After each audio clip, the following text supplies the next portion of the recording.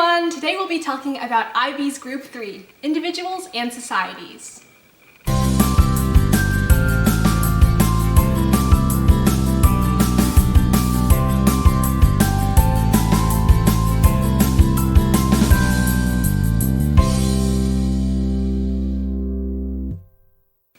IB's Group 3 covers the equivalent of a social studies class. IB offers classes in business management, economics, psychology, geography, global politics, history, religions, anthropology, philosophy, and information technology. However, only business and management, history, and psychology are offered at Interlake.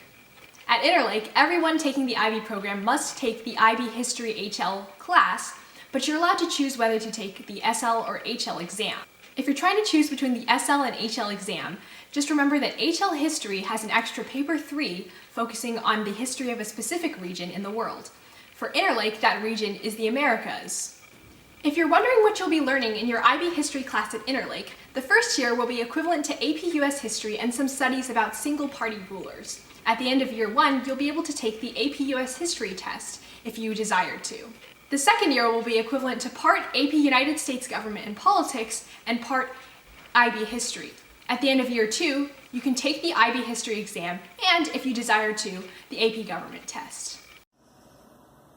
So now that we know a lot more about Group 3, specifically IB History, let's learn a little bit more about the structure of IB History exams and scoring. For HLing and IB History, 20% of your IB History diploma score is based on how you do on the internal assessment for the class. The other 80% of your IB History score will be calculated from the grades you receive on your external assessments, which are your paper exams. On the other hand, if you are SLing in IB History, the internal assessment will account for 25% of the grade, and paper exams will account for only 75% of your IB History diploma score. Internal assessment for IB History is the HI, or Historical Investigation, a research paper of up to 2,200 words that answers an original research question which you create. As part of the HI, you will identify and evaluate a range of sources, such as academic journals and books. You will also craft an argument with evidence and analysis to support your answer to the question and complete a reflection of your work. At Interlake, the paper is written over the course of your IB History class. That means there are different due dates for each part of the project. To facilitate proper research and historical analysis, your teacher will give you a grade for each part of the paper. Although this grade does not impact your IB diploma score, it contributes to your overall grade for the class that goes on your high school transcript. At Interlake, the first draft of your HI is completed in your first year of IB, and it is revised and sent for scoring in your second year of the program. Example of a question for the HI would be, to what extent was the Haymarket Riot of 1886 the primary cause of the decline of the Knights of Labor in the 1880s? As you can probably tell, this question is highly specific and forces the student to do a lot of research on their topic. Since you'll be spending a lot of time and putting a lot of effort into this paper, it's really important to choose a topic that truly interests you. It's also important to stick to the deadlines your teacher provides and keep your notes and sources organized so you can always refer back to them.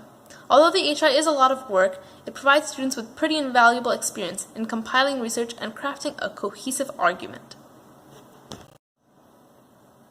Next, KO will provide you with some friendly tips based on our experiences and from our first year of IB History, and cover some more specifics about the second part of your IB score, the paper exams.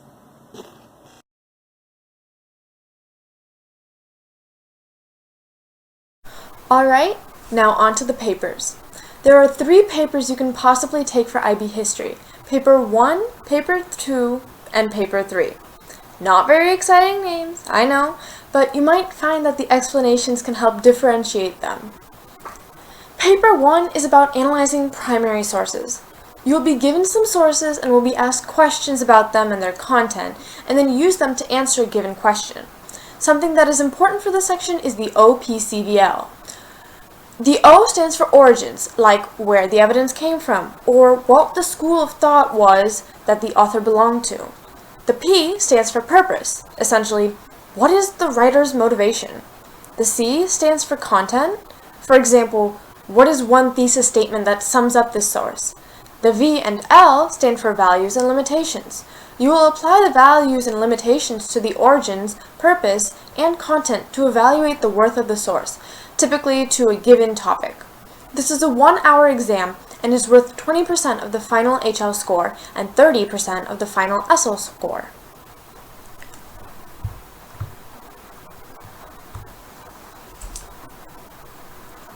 Paper 2 is similar to the AP long essay questions. You will have studied 2 world history topics and will have to pick a prompt per topic and write an essay about it. For example, authoritarian states is one topic that Interlake students write about. This exam is 1.5 hours and is worth 25% of your final HL score or 45% of your final SL score. Paper 3 will be specific to the region that you've studied. At Interlake, we study History of the Americas since it aligns with APUSH, but there's also History of Africa and Middle East, History of Europe, and History of Asia and Oceania. You will have to write 3 essays for this exam, and you will have 2.5 hours to do it. It will be 35% of your HL score.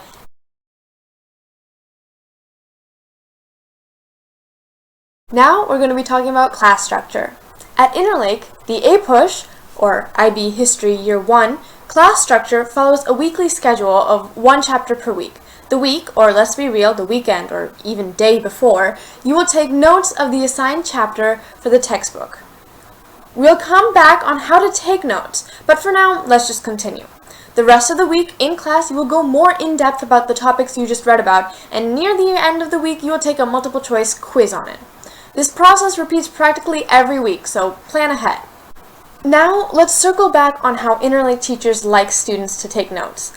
Our APUSH teachers will ask you to take notes in a very specific way to prepare you for the long essay questions. Each chapter, you'll have a specific prompt to keep in mind as you read the textbook. While reading, you'll gather historical evidence that supports an argument in response to the prompt. You'll organize this evidence into categories, which will become your body paragraphs in a hypothetical long essay you might write in response to the prompt.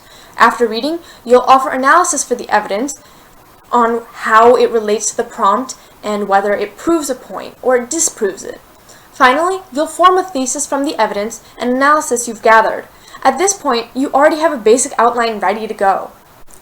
Do note that at Interlake, we have 1 summer assignment for IB History called the SPR paper, which stands for Single Party Ruler. This combines the practice of writing a historical paper, similar to the HI, and knowledge about authoritarian rulers, one of the world history topics we learn about for paper 2, in order to keep our minds refreshed over the summer.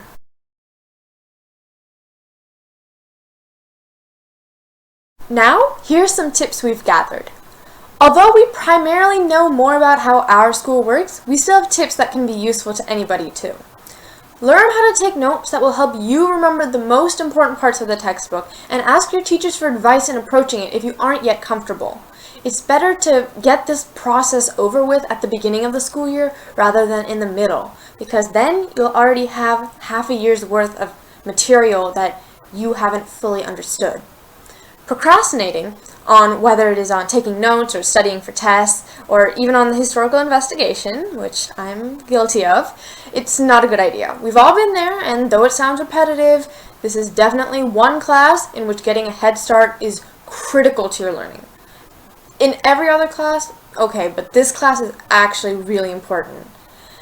It might be easier to start earlier if you and a friend work on assignments together after school and compare their interpretation with yours to expand both of your perspectives.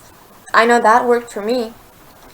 IB history teachers know the course they're teaching is tough. They're not going to give you slack, but the reason they hold you to high standards is because they are very familiar with the standards that IB wants.